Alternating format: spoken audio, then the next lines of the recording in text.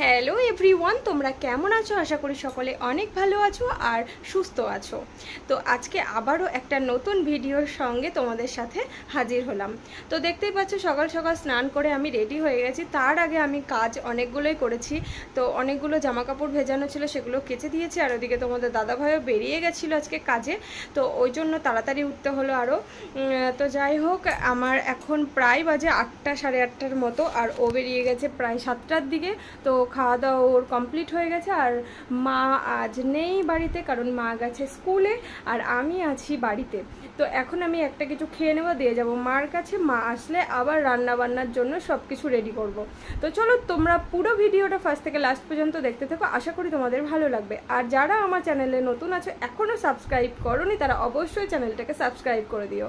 তো চলো দেখতে থাকো। এরপর আমি ভেবেছিলাম যে একটু বাইরে থেকে ঘুরে আসি। এই করতে করতে আমি কিন্তু চলে এসেছিলাম দিদির বাড়ি। আর দিদির বাড়ি ছাদে এসে দেখি আমাদের মাম্মাম এই যে খেলা করছে, আর এইদিকে আমাদের সোনাই করছে কি ড্রয়িং, মানে কিছু কলকা করছে। আর এদিকে দেখেছো স্কুলের বাচ্চারা এখানে খাওয়া দাওয়ার জন্য একবারে থালা হাতে নিয়ে দৌড় মারছে। তো দেখো এখানের ওয়েদারটা কত সুন্দর লাগছে সকাল সকাল। আর এই যে ফুল দেখে তো মন ভরে যায়। ফুল জানো তো আরও হয়, কিন্তু এবার অতটাও হয়নি। যাই হোক, এগুলো আস্তে আস্তে হবে এই গাছে ফুলগুলো। আর এদিকে দেখো কলকাটা কেমন লাগছে জানিও। আর এই দিকটায় দেখো মাম্মামকে এরপরে আমি নিয়ে চলে এসেছি বাড়িতে। আর ও কি গানে নাচ করছে চলো তোমাদের সঙ্গে একটু শেয়ার করি। হবে, খেতেও তো হবে তাই না?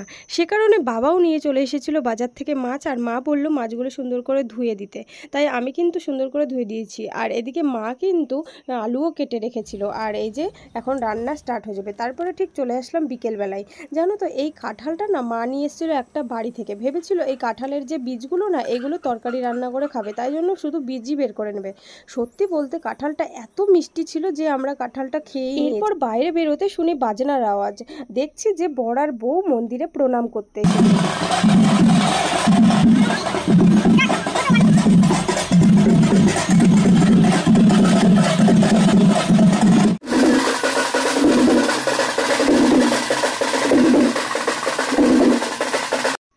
জানো তো আমাদের এই মন্দিরটা না খুব জাগ্রত, তাই যতজনেরই বিয়ে হোক না কেন সবাই কিন্তু এই মন্দিরে আসে একটু প্রণাম করতে মায়ের কাছে।